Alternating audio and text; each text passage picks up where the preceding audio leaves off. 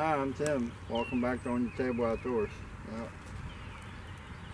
I live in Frederick County, Maryland, and we have the Monocacy River. And now there's thousands of homes that's been built along the river. There's probably tens of thousands of people every day that cross this river. It has 29 bridges. It has 4 dams, and it has 4 railroad bridges. So every day there's tens of thousands of cars and some trains that cross the Monocacy River. But how much do people really know about the river other than it's here? The river gets a start at the PA Maryland line, where the Marsh Creek and the Rock Creek come together. Now both of them creeks run down by the Gettysburg battlefield, but they meet right at the PA line and they form the Monocacy River. Now the Monocacy is 58.5 miles of river. Starts at the PA line, it ends in Dickerson, Maryland at the Monocacy Aqueducts, where it dumps into the Potomac River. Now the Indians had a name for it. I won't even try to pronounce it. I'll put it up here on top and you guys can have a shot at it, because I've asked 3 different teachers and none of them are really sure either. So it's been shortened to Monocacy River. There's been lots of Indian sites, native Indian sites, where they found artifacts and stuff. The Indians did use it. The Shawnee name for the river is what I put up top, and it means river of many bends. And if you've ever been on the Monocacy or looked at the Monocacy on a map, all it does is twist and turn for 58 miles, 58.5 miles. It's back and forth the whole way down. When I was growing up, the old timers around here, they just called it Old Muddy. Mostly because the river is a drainage system for over 970 square miles of mostly farmland. So it doesn't take much. A heavy thunderstorm with heavy runoff, and this thing will get muddy within a couple hours. It doesn't take a whole lot. Now the river itself, for the most part, is 2 to 6 feet in depth. When it's at its normal flow, when you have a lot of ripples, that you'll hit a foot of water and you'll have majority of your spots will be 2 to 6 feet. Now there is a couple holes on here where you'll find 10-15 foot of water. So as far as the water flow, we have 2 different stations on the Monocacy. We have one at Jug Bridge that you can go onto their website and check the daily flow, whether the river's coming up or down. And we have a new one up at Monocacy Boulevard Bridge. And I'll post both of them links down in the description, so if you want to check them out, you can check them out. But you can go on every day and see what the current river flow is. You can see whether the river's coming up or down. And it really helps plan your fishing trip so you know what the river's doing. So the next question is going to be well, how's the fishing? Well, the fishing is like any other place. It could be slow, it could be on par, depending on the clarity of the water temperature. The day's February 21st, and I'm just out here trying to see if anything's really hitting yet. The water is right at 51 degrees right now, so it's it's slow right now, but it does get to the point that you can catch a ton of fish. I mean, there's so many fish in here that you can catch that it's just a challenge to know what fish you're fishing for, what they're biting on, how you fish for them. There's so many different techniques that you can use on this river to target one species, and then there's a lot of lures that you can throw that you can catch anything. It's just about anything in this river will bite on some lures. So the next big thing is access to the river. Well, it does have 29 bridges, so at most of them spots you can walk down to the river and fish a little bit along the banks or the shores. You can wade the river depending on the condition of the river. You have to watch the water levels because you don't want to be out there wading and when the river's 3 or 4 foot high and find one of them 6 or 7 foot holes and really get in trouble. Safe, when you're on the river, safety is always your first concern. You want to be safe. Another way is with boats. You have canoes, you have kayaks, you have small john boats. There's only 5 ramps. There's only 5 boat ramps on the Monocacy River, and it's 58.5 miles. There's only 5 boat ramps. So if you plan on putting on it one boat ramp and going to another one, that could be a very long day, especially if the water flow is down a little bit. It could be a really long day to get from one boat ramp to the next. You can always stop at one bridge, but then again, most of the bridges have high banks to get up to them. You have to park along the road, you have to drag or carry a canoe, a kayak, small john boat, and then you're talking 100, 200, 300 pounds that you're pulling. You may be pulling it 100 yards or more to get back up to the road. And then again, the big thing is storage. If you have a john boat, kayak, canoe, you're talking 8 to 14, 16 foot in cases. So you need a place where you can store that when you're not using it. And with the thousands of homes that are now along the river, most of them are townhouses, condos, apartment buildings. You just don't have a place to store something like that unless you're renting a storage space somewhere.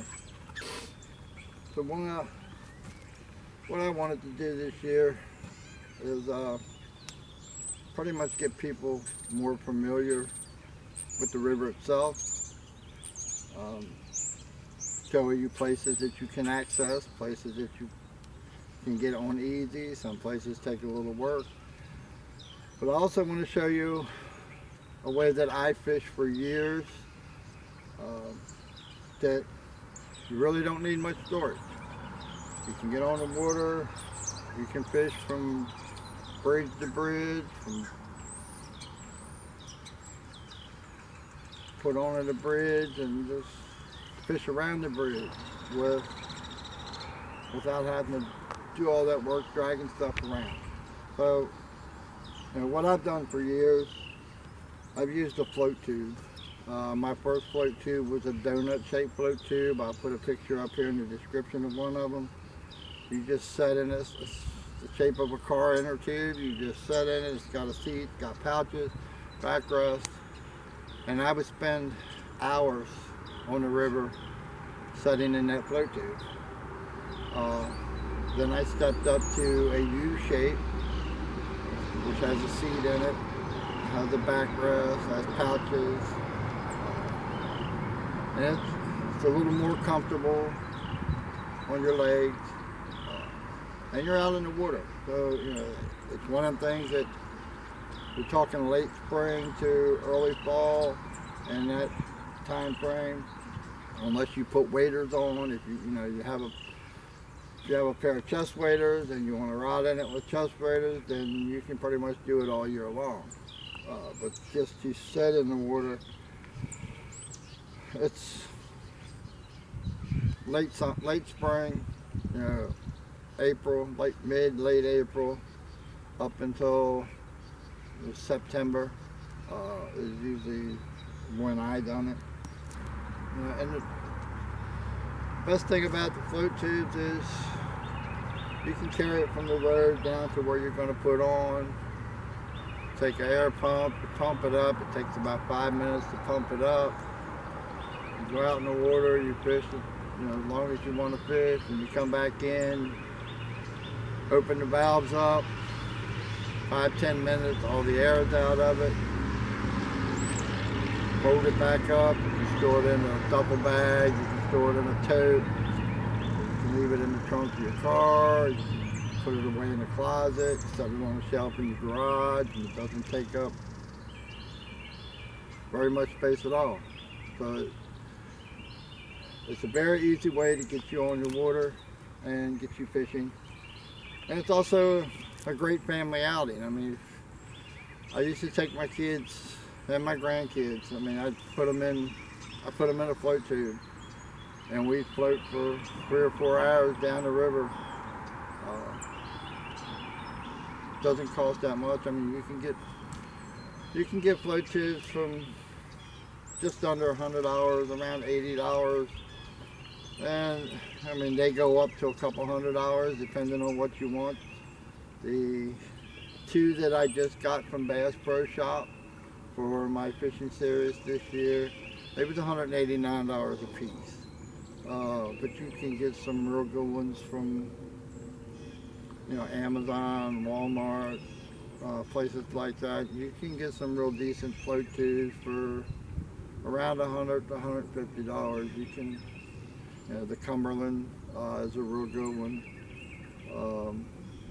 There's a couple other ones that, they're not all that expensive, and it makes a great family outing. I mean, you and your kids, or you and your wife, or you and some friends, just put in an inner tube, float on down the river, fish or don't fish, really doesn't matter. Get yourself a little raft to pull behind you. You can put a cooler in it. You can put some drinks, some hot dogs. Stop along the bank somewhere, build a little fire, roast some hot dogs over the fire, and you can turn this into a family outing real quick without even fishing at all. Well, then they'll say, well, what am I going to catch? Or what kind of fish can I catch? Well, the river holds probably 40 or 50 different species of fish. A lot of them are little ones. And you have a couple different species of shiners that you can catch from time to time. You have a couple different species of catfish. You have a couple species of bass. You have a couple species of catfish. You have carp. You have crappie. Because the river is fed by a couple trout streams, you can find a couple different species of trout out here from time to time. You usually find them early in the spring, before the water temperature gets real high. I've seen muskie, I've seen pike, I've seen walleye, I've seen some snakeheads. So I'll put I'll put a few pictures in the video here of the fish that I know that's been caught out of this river. I've caught 90% of them, but the other ones I've heard of people catching or seen pictures of people that caught them in the river.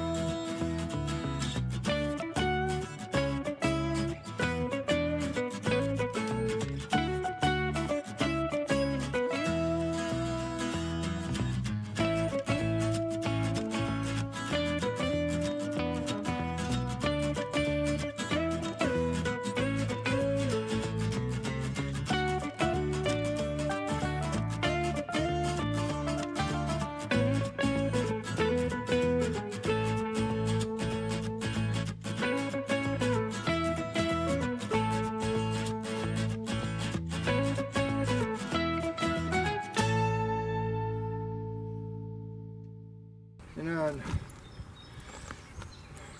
over the past few years, with all the new houses being built and all the new people moving to Frederick County, I mean, we're getting people from all over. A lot of people's coming from the big cities like Baltimore, Montgomery County, DC. They're moving to Frederick County because it is a little cheaper to live here. The crime's not as bad yet, but you know, I follow a lot of Facebook pages, and one of the big ones I follow is Everything Frederick, and it seems like more and more every year people are asking questions about the river, you know, where they can fish, what they can fish for, how do they fish it. And every year I get a few people who just want to get started in fishing, that really doesn't know anything about it. They just know now they live within walking distance of the Monocacy River, and they like to leave their townhouse or condo or apartment. And most of the developments around here, they have trails that run right to the river, so they want to walk back the trail, sit along the river, maybe get the kids fishing, maybe they want to do some fishing. So, you know, every year it seems I'm answering more and more people's questions, which I love. I don't mind it at all. I love doing it. I love helping people. And you know, I've met some people at Walmart and took them in and showed them what they needed to get started to catch some fish. I've met a few people at the river in different spots. You know, I've showed them how to cast. I showed them how to tie lures on. Showed them how to fish the lures. How to rig up different ways, and it's something that I really enjoy doing, and I love helping other people, and I hope the people that I help are passing that along to other people as well. So what I wanted to do this year, now that I started the YouTube channel to help people. to show them the way that I fish, the way that I hunt, and hopefully it's helped some people, and hopefully it's going to help a lot more. So what I wanted to do this year is I wanted to take a young man who has never fished before, and I wanted to do a video series of him throughout the summer, from getting him set up with fishing tackle, rod, tackle, you know, everything he needs to go out and start fishing on his own. And then I wanted to cover, you know, knot tying, rigging up lures, everything that is involved before you cast that rod in the water. And then taking different places along the Monocacy to spend a day fishing for different species. You know, one day we'll fish bluegill and bass. The next day next video we might fish for carp. And then we might go out and just do different ways of catching catfish on the Monocacy. And hopefully by the end of the summer, when this young man is ready to go back to school, he'll be able to go out and fish on his own. He won't need my help. And hopefully he will take some buddies along that haven't fished and show them just what's involved in fishing, and hopefully it will help him out and get him going and get other people going, and viewers who are watching the channel. You may already fish, you may be new to fishing, you may know somebody who's looking to get into fishing, you may know, you know, a single parent that has a kid and wants to get their son or daughter started in fishing but really doesn't know how to go about setting up. This video series should answer them questions and should help everybody at least get started.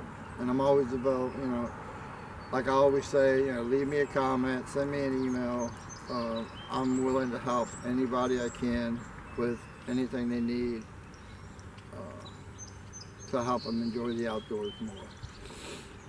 So I put a post on Everything Frederick that I was looking for a young person who hadn't fished before. Man, I had hundreds of posts, messages, emails. I had people wanted me to take their 8-year-old kid and show them how to fish. I had 60-year-old men who hasn't fished much but has fished, and that wasn't really what I was looking for. I was looking for somebody in that 14 to 18 year range. So I finally settled on a young man, William Bradford, out of Middletown. He's 17 years old, never fished, and to keep everything on the up and up, you know, I wanted to talk to his dad, make sure his dad knew that, you know, I'm going to teach your son to fish, but your son will be in videos on a YouTube channel. And you know, after talking with his dad, things sort of took a different route with this boy. So now, instead of teaching William, I'm going to teach William and his dad, Mark Bradford. Both from Middletown. Don't know how old his dad is. It really doesn't matter. Mark is a 17-year-old boy. Neither one of them's fished before. So, you know, and a lot of my fishing videos this year, you're going to see Mark and William. Sometimes you may just see William. It depends on how things are going. I'm going to get them out here and get them started in fishing. I'm going to get them out here in a float tube, and we're going to do some floating on the Monocacy so they can see some different parts of it. And we'll do some bank fishing, and we'll do some wading, and we're going to cover just about everything you need to know to be able to go out here on the water and catch fish. Now, my main video series is going to cover the Monocacy River from the PA line all the way down to where it enters the Potomac River at Dickerson, Maryland at the Monocacy Aqueducts. I'm going to have a video of all my trips. I think I have it planned out for 19 different float trips. Sometimes I'm going to go bridge to bridge. Sometimes I'm going to go maybe 2 bridges before I end. Now, all my videos I'm going to track on OnX Hunt. So at the end of the video, I will be able to tell you how far it was from point A to point B, how long it took to get there, and I'll put the river flow and the information for each video, so you'll know when I took this trip, the river flow was at 2 feet or 3 feet, whatever it was. And then if you are looking to do a float trip, then you'll have some idea of how long it takes in a float tube. Now, if you're doing it in a kayak, canoe, john boat, then it's going to be faster